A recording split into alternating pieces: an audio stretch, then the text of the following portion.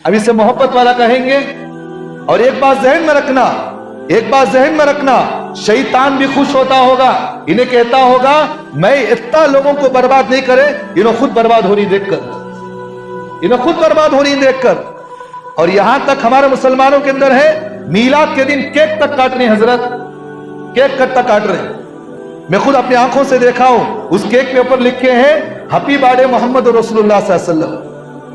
और जिस नबी का हम कलमा पढ़ रहे हैं, उस नबी के नाम पर छुरी चला रहा उन्हें बैठकर वहां केक पर। एक मुसलमान का दिल गवारा करता है इस बात को। बड़े शौक के साथ हमारे नौजवान वहां खड़े होकर पटाखे भी उड़ा रहे, सारी चीजें कर रहे, और ये कहते हैं कि अल्लाह के रसूल से हम मोहब्बत कर रहे हैं। और नबी के नाम पर छुरी चलाने वाला ये नबी का आशिक हो सकता है? इन्हें अल्लाह से तौबा करो, कहीं ऐसा ना हो कि इन हरकतों की वजह से अल्लाह हमारे इल्म को भी छीन ले, अल्लाह हमारे ईमान को भी छीन ले।